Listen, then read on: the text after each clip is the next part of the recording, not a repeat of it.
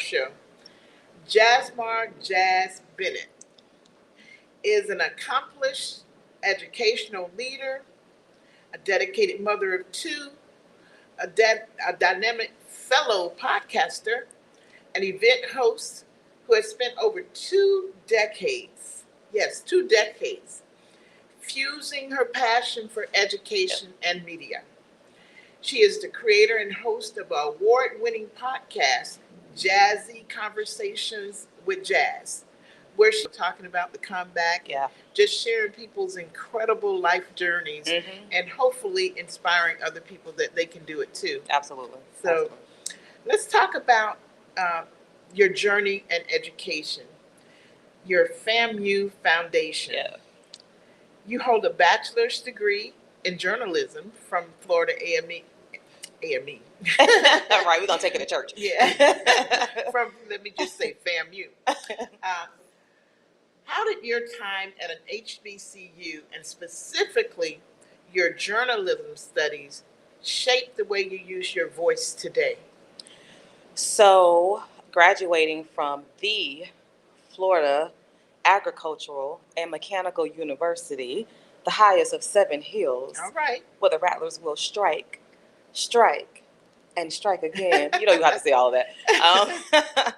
So, graduating from the top HBCU in the nation, and then matriculating from the School of Journalism, which is a coveted, nationally ranked journalism school in our nation.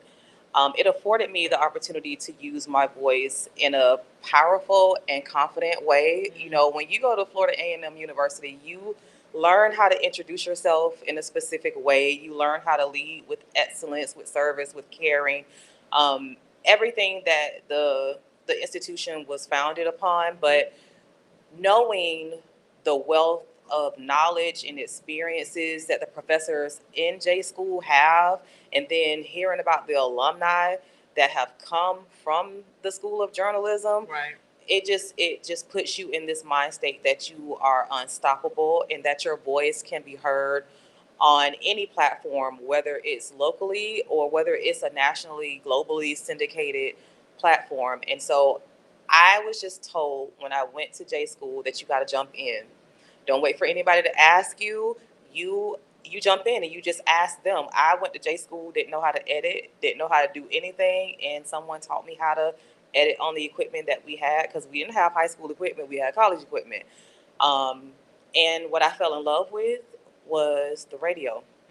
And so that's why podcasting means so much to me, like literally physically having professional equipment like this microphone. I go by the coin phrase, all I need is one mic. And I got that from my start with being on WANM University 90.5, which is our campus station. Okay. And so going to FAMU just allowed me to be very confident in using my voice ever since my freshman year, because I was on the radio since my freshman year.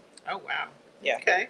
So, yeah, you just jumped in. I did. I did not wait. I was so eager because I wanted to be an entertainment reporter in LA. Oh, wow. I wanted to work for BET. That was my dream. I always wanted to be a disc jockey for BET and for MTV. I wanted to host the award shows. I wanted to do the interviews, and so yeah, I just jumped head in.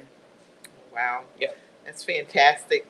You also have a master's in educational leadership, and you spent 2 decades, Yes. as I said earlier, fusing the two together, Yes. education with your hosting. Did you always know you wanted to blend media and education, or did that path kind of reveal itself over time? No, I did not. It revealed itself over time. And the funny story, like I always trace it back, and I'm like, God, this had to be you. It just had to be you, because we all know what teachers make. We all know what the educational field, we just hear the stories about the lack of Right. advancement in education, right? And so what I will say is that I have always been a great student. Then a first grade teacher ended up being on an extended leave, and I had her class for almost half a year. Oh, wow. And Miss Ruby Young, she taught me how to use the printer. I legitly became an elementary school teacher. And Ms. Ruby Young came to me and she said, "You're gonna stick with education." And I was like, "Ms. Ruby, please don't put that on me. Like, don't speak that into existence, please, because this is just until I get my big job in LA." And so it's like I took job after job, Union Academy. I actually was offered a job at Union Academy. I was offered a job at Lake Wells High School because I love math. I loved every subject. I'm not gonna lie, I was a nerd. I loved everything. Like I was put in a classroom where the administrators would have to come. Like it was a classroom that had windows, and they were like, "Okay, the first thing, keep the windows open." And I would literally see the admin. They kept coming by the room, and I'm like, "These kids are cool." And the crazy thing about it, it was a tennis instructor that was teaching the algebra class. And so I just started talking to the students and I said, "Do you guys know how to, do the algebraic expressions? Do you know whatever?" So I just got on the board and I just started doing the problems. And I noticed how they were astute and they started paying attention. Right, right. And so I was like, okay, because I had been at elementary school. I said, okay, high school, I look like high schoolers. And so I never wanted to go to high school because I looked too much like them. I looked young, but they really respected me. And they offered me a job. But then I went to Dixieland and I ended up getting a third grade class where this teacher didn't come back. And so I kept landing substitute positions like that. And they ended up offering me the job. Like, I don't even remember applying for the job, but they said that they had my resume and all of that because I also applied at Bay News 9. And I was also in talks with Bay News 9 to become a producer. But when I called my professors and I told them what the contract was and all of that, it was a 3-year contract. How much do you think they were trying to pay me? I don't even Just want to try to guess. Okay, $19,000. Oh, wow. $19,000, and the teaching job paid more than that. And so I ended up taking the teaching position because my heartstrings were pulled at that time, and I literally worked my way up from being a substitute teacher, reading coach, assistant principal, and then being in the principal's pool. And so that's how that story ended. Kind of unfolded. It did. It Okay. did. But journalism was always still there. So I was like, give me a microphone and I will be completely happy. So Yeah. Awesome. Awesome. Awesome. So that's really intriguing. That's really Yeah. intriguing. It found me. Yeah. For sure. Yeah. Well, let's talk about your community work, your leadership, and mentoring. You've had an award-winning impact. You were recognized with the 2022 Leadership and Media Award by the Lakeland NAACP, as I said earlier. How do you feel to have your community recognize your impact in such a significant way? I will tell you that it made me feel so proud because the story behind me even starting my podcast, I have this degree in journalism and I had a full ride to FAMU. I knew my parents couldn't pay for school, for my schooling, and my goal was to not have them have to pay because I'm the youngest of five. I'm the youngest of six, and so by the time like my closest sibling and I are 13 years apart, so my parents were done. You know what I mean? They were done. So I knew what it was in the household, and the charge for me was I don't want them to have to pay for anything for my schooling, and thankfully I got a full ride, and so um my dad, when I graduated, he always would ask me, "How much is that job paying?" Because I know in his mind, he wanted to have a sense of accomplishment by knowing that he sent his daughter off to school, and she came home with a degree that was making more than he was when he was at retirement age, and I didn't hit it. And so when I did hit it, he was gone. Like I lost him. I lost him. I take that back. Actually, I did. He did get to see it. He saw it the year that he passed because with my administrative salary, I did. I beat him. I did beat him. And so, but we never had that conversation. Is what I'm saying. When Right. so we never circled back to that conversation. But I wanted him. I wanted to make him proud. I wanted him to not feel that getting that degree was in vain because it really was a passion of mine, and it still is a passion that will never go away. And so I remember being at a Thanksgiving dinner and someone telling me, Jazz, you got to get your voice out there. Like, you have like an amazing voice. Like, everyone has always complimented me on my voice. And so when I lost my father, the year after that, I went back to FAMU's homecoming, and it was like my mecca, because I needed to go back to the place where I felt birthed this gift, Right. or that I was able to really execute the fact that I had this gift. And when I tell you, I was laser focused, like I was with my friends and everything, but I literally was in a zone. I went to J school. I followed like the steps. I was interviewing here. I went to the radio station. It's just like, I knew that when I came back home, I was going to start my podcast. And that very next Monday, I was in a it just happened. It's just like, I felt like when I gave God my yes, He opened up all these doors. A studio became available to me. I had a friend from high school that had a podcast studio, and this was like when really nobody really in Polk County was doing podcasting, not the way it looks.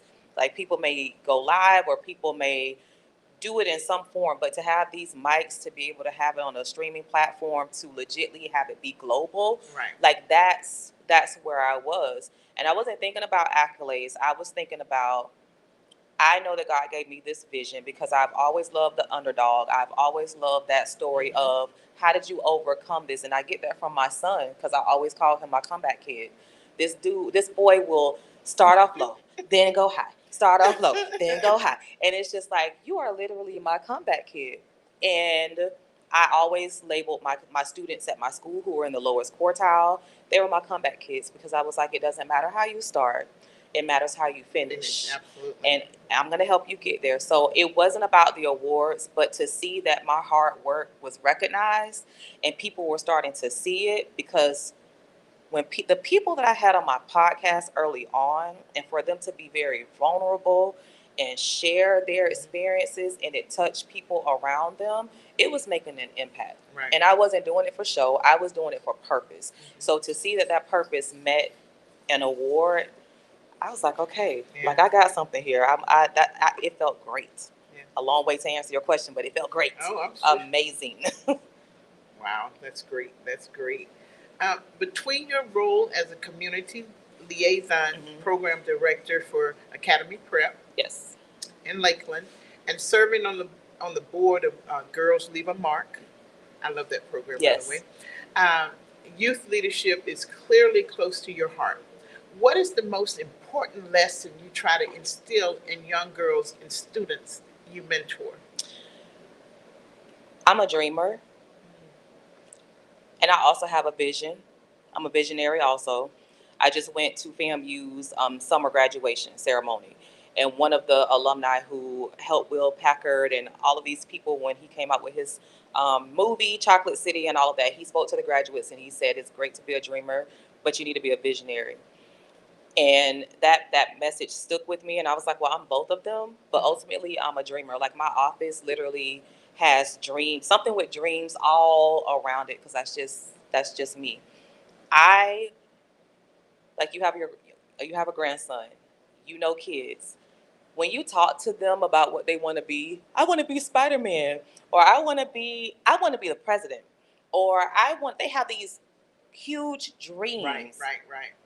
And they truly feel like they can do it. Mm-hmm. And you know what stops them from believing in their dreams? Adults. Yep, other people. Who try to say, okay, let's be practical. Let's Be realistic. I hate that. I hate when adults do that to kids, because what they should be doing is saying, let's figure out how bad you want your dreams. And if this is what you truly want to do, if this is what you are passionate at, let's make it happen. So what I tell people, the kids that I mentor, the kids that have been in my presence, is you absolutely can do anything that you put your mind to. So that's why my mantra with that comeback story is that you have to have God. You have to use the right resources effectively, and you have to put in the necessary work. And I truly believe that when you do all three of those things, your dreams can come true. So when I mentor someone and they tell me they want to do something, I say, why do you feel like you can't do it? Because I know somebody who's doing it, and let me link you to them. So that's what I always tell them. Got to create those links for sure. Absolutely. For sure. Yeah. Okay. All right. Now, I know that you're passionate about this as well. Let's talk motherhood and inspired living. You are a mother of two sons, Yes. an educational leader, and a podcast host, and a community advocate.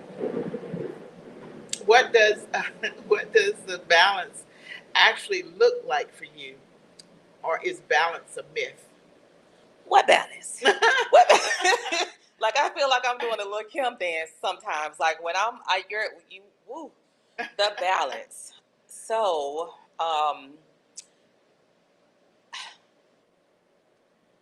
I felt that there, I felt that the balance that I had was the balance between me being there for my kids, being a mother, Mm-hmm. and me also being there for my school. But then I started to realize I can't pour from an empty cup. And so in my purview, it was like, okay, I'm a mother now. So that takes top priority. And then I started to put my kids above me. I started to put my job before me, at some point, like at an interval. But I feel like chasing that dream was always at the forefront too. And I think I made the misconception of me chasing my dream was me doing something for me, but it wasn't. So I am now more intentional about doing things that, and all of this stuff makes me happy. It truly Right. does. Right. Right. But Jazz, the woman, what are you doing for her? Not Jazz, the ambitious professional or the mom or the educational leader, but as the woman. And so now we're getting that balance. Getting a little balance. We're getting Okay. a little balance. Okay. Um, we talk about inspired living. Yeah. When your cup is running empty, where do you go, or what do you do to find your inspiration and recharge? So definitely to recharge. I like to eat. Okay. I really do. I am a foodie to my core. I love seafood. I love Italian food. I love Asian food. I just love great food, and I love great dining experiences, like from start to end. And so I'll typically take myself out to a restaurant. I date myself. I'll take myself out to a nice restaurant, and I love live music. Like I literally get recharged with music and food. Like that's just my go-to. That's my it. go-to. That's it. There's nothing wrong with that. I love music myself. Mm-hmm. Now I'm not so much of a foodie, but I like to eat. But yeah. Yes. You know, my niece is more of a foodie. She talks about how this is made, and Yes. you know, when she goes to different cities, she's got to try this that Absolutely. she saw on the internet. Absolutely. I'm not there, but you know. See, me and your niece could hang. Yeah. Okay. All right. So you talked a little bit about how you got the name for your podcast. Mm-hmm. Um, so you want to share a little bit more about how you chose? So I'm gonna tell you that I'm gonna be very honest. I completely feel like I am so off brand. I just so the story the story is, um, my nickname is Jazz. Um, my real name is Jazz Mar, and so again, a lot of people always told me, Jazz, you need to have your own show. Like if you want to be on the radio, this was when radio was still the only platform where your voice was the star of the media platform. Right. And so someone said, if you get your own show, like what would you call it? And I just started brainstorming because I have people, Miss Cynthia, coming to me. They will come to me with these ideas of what I should do, and I'm like, well, are you going to help me do this? Like you give me all these ideas of what you see me doing, but I need a team behind me. So I've had a lot of great ideas over the years. I have yet to find that team. I'm just going to make that known. So if there's somebody who wants to be a part of my team, let me know, because I have this live show on November 7th that but he told me, he said, your name is so unique that you should have your name in the show because there's nobody that's going to have your name. Right. So it was more so about me branding just me. I wanted to keep something, and someone one day just said, you know, because you're so jazzy or whatever. And I was just going back and forth, and I was like, okay, something catchy. And I was like, I was gonna do conversations with Jazzmar, and then I was like, that just sounds so formal. But now I wish I would have done that, to be quite honest with you. And I may rebrand it, and it may just be conversations with Jazzmar. But then it's like jazzy conversations with Jazz would not leave my head. Right. I literally was on my couch one day and I created my logo. Like I did a show one year, and because the quality wasn't how I wanted it, like I did have people that believed in my dream. We set up a live podcast segment at the museum. It's the Ashley Barnett Museum now in Lakeland, but nobody was filming a podcast episode in a museum. Like I had this vision. I borrowed one of my friend's bar stools from her house. I had a guest. She shared her story, but I didn't like the quality of the production. Right. And so I went dark. Like I came out strong, and then I just went dark. I went dark for a whole year because it wasn't how I wanted it to be. And one day I was on my couch, and I just felt like God just woke me up. Like I just sat up and started playing around on my phone and created my logo, created the name of the podcast. That's how the name came. Yeah. I'm just gonna tell you that's how the name came. Just the inspiration. So you have to do what you have to do. Right. And I feel like it's a catchy name, but when it, like, your podcast fits what your podcast is about. I just feel like my podcast is but nobody really even catches me on that. Like nobody even thinks like, why do you call it that? Why do you call it that versus, like, nobody's ever said that to me, but I feel it. I feel like you kind of feel it. Yeah, I feel like it should be something relevant to the comeback. So that's how the name of this. That's how the name of my podcast came about, and it's okay. Well, that was an important call, apparently. Listen, people do it to me all the time. I'm like, why are you not watching a podcast right now? Why are you calling me?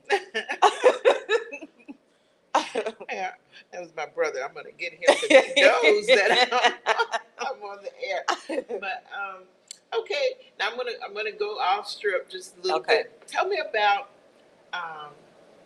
one of the most inspiring or the most I'm gonna say the best, but yeah, the most inspiring comeback story that you've had over the course of 7 years. 7 years. 5 years. So to be 5 years come November 1st.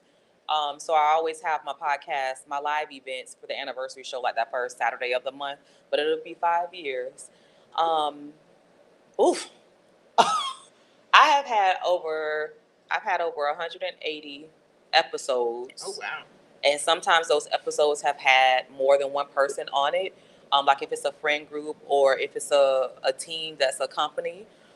But when I hear that question, one story that sticks out, her name is Gretchen. Her name is Gretchen Suarez, and she was my second guest on my podcast. She's a classmate's younger sister. And when she came on my podcast, I was watching a lot of people I just watch on Facebook, or I just observe.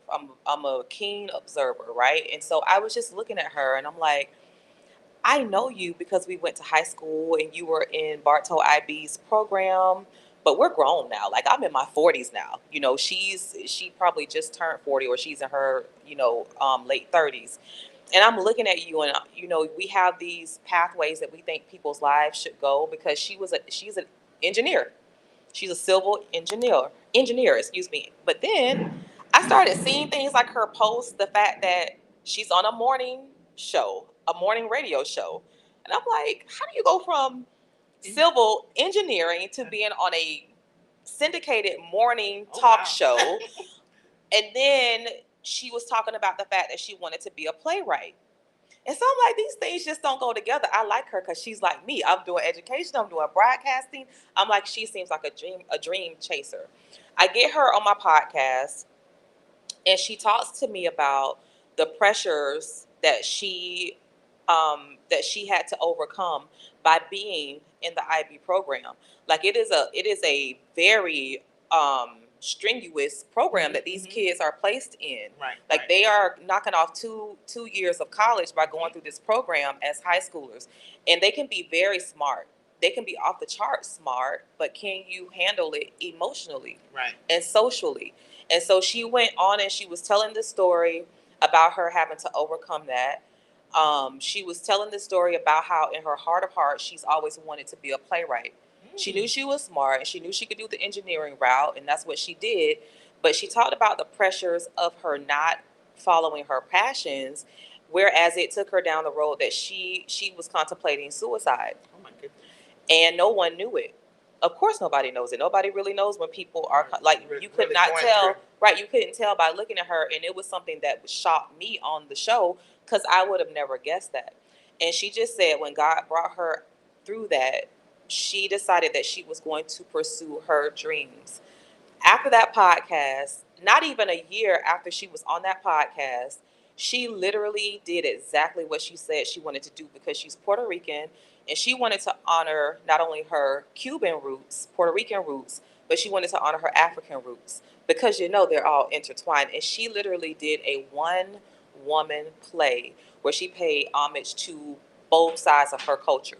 Oh, wow. And she sold out shows in a Tampa theater, and it was just like, oh my gosh, like I'm watching this girl's story unfold before my eyes. Like I literally got to sit down and talk to her when she was just thinking it.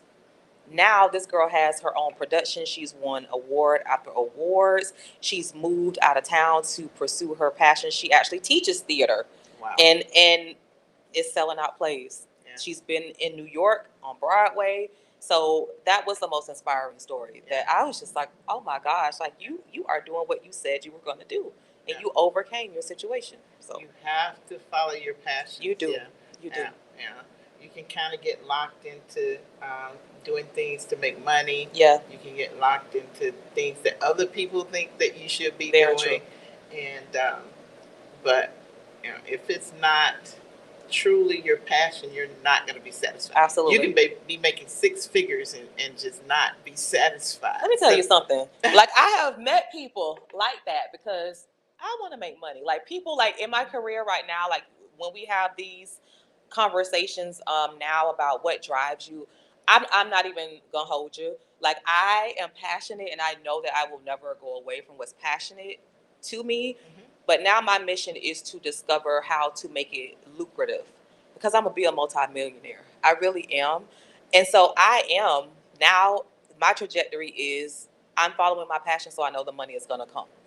But I've talked to people who have been multimillionaires and they're not happy. And I just look at them like, what?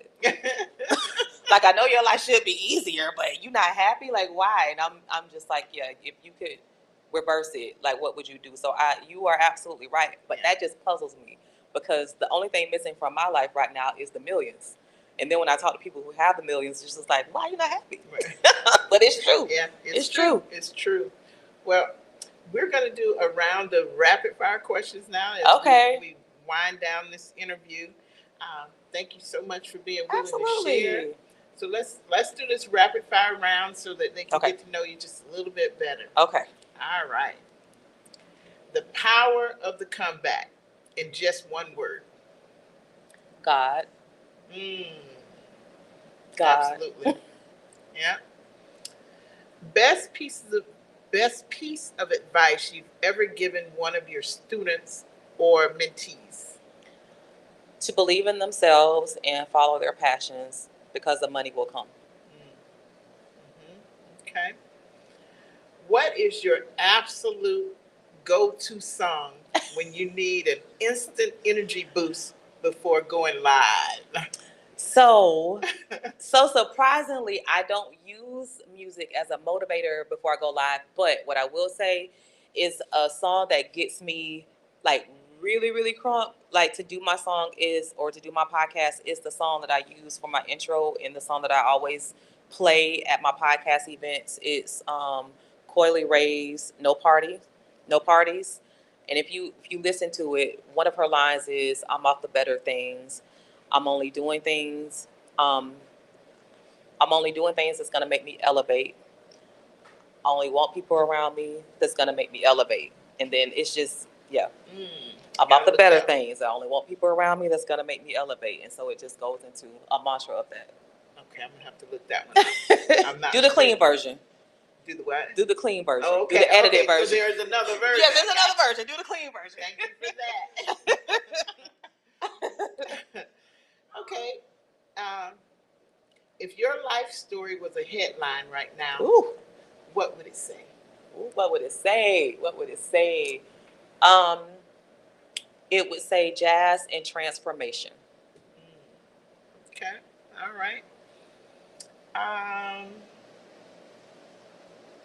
one thing you must have in your hand or on your desk while you're hosting. Oh,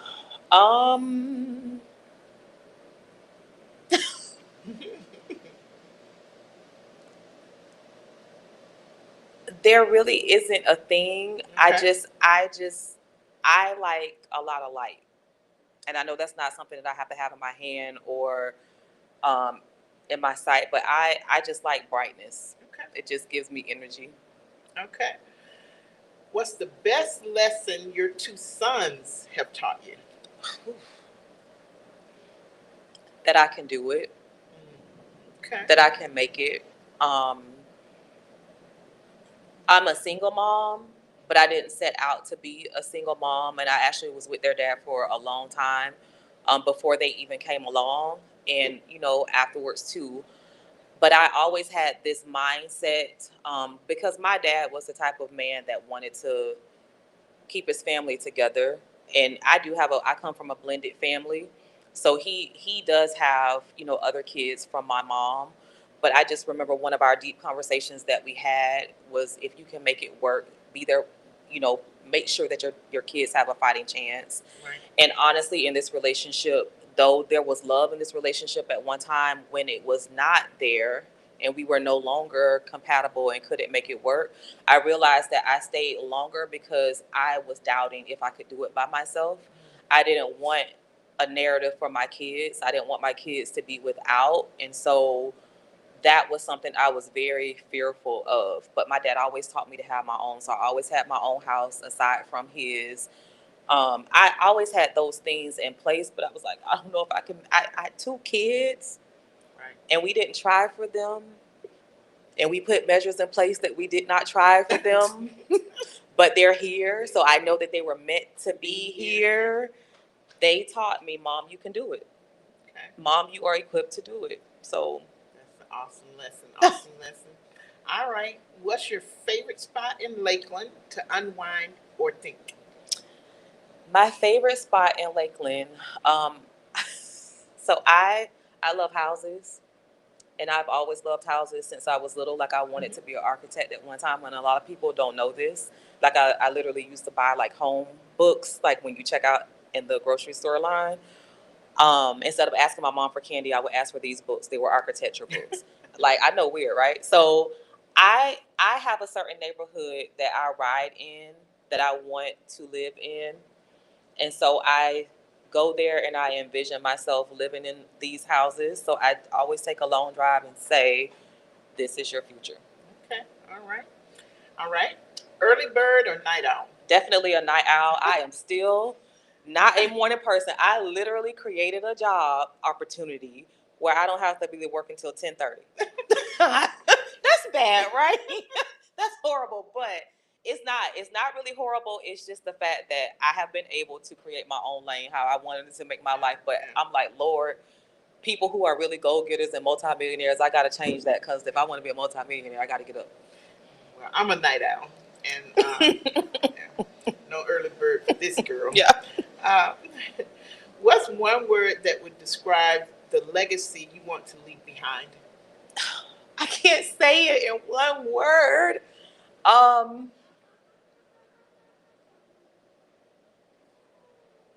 if I had to say it in one word, I think it would just be impact. Okay. Okay.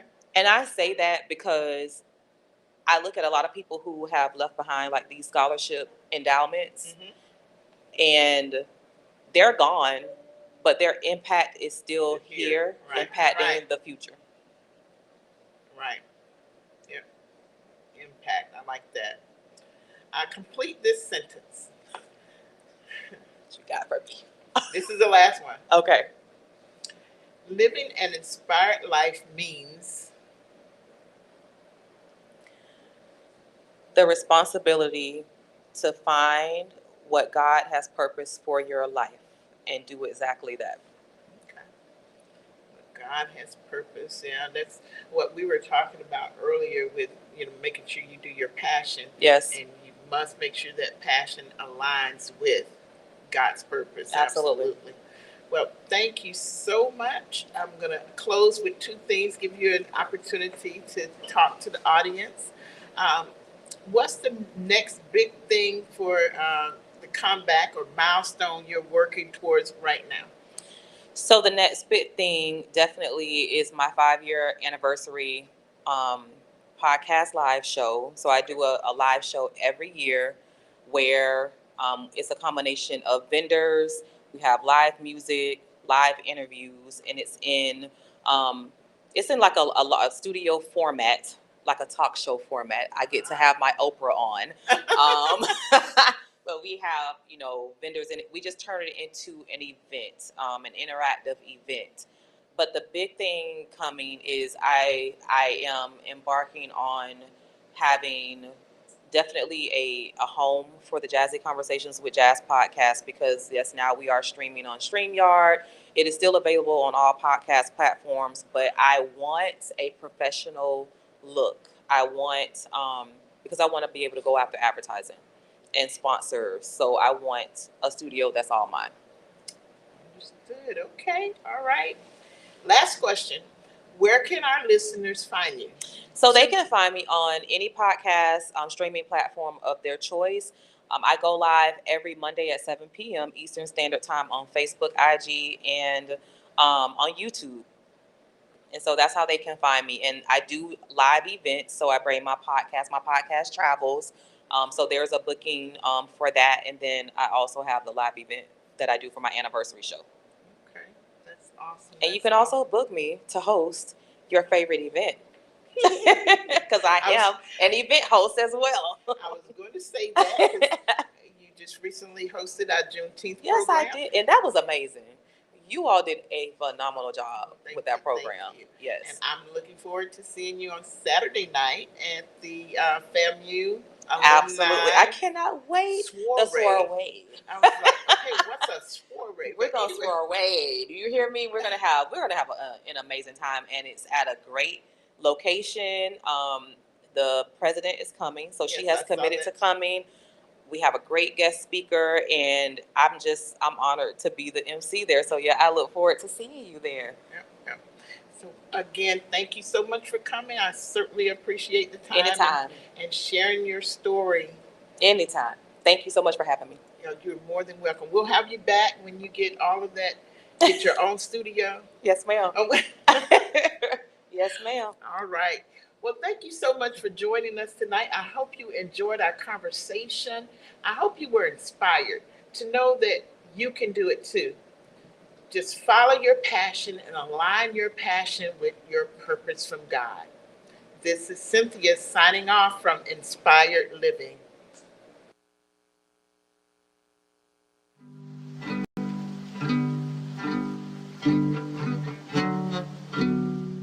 Thank you for joining us for another episode of Inspired Living with Cynthia, your weekly dose of purpose, passion, and perspective. I hope today's conversation encouraged you, empowered you, and gave you something meaningful to carry into your week. Remember, inspiration isn't just something you hear, it's something you live. So take what you've learned, apply it with courage, and keep moving toward the life that's calling you. Until next time, reminding you to stay inspired, stay intentional, and stay true to your purpose. Have a blessed and beautiful week.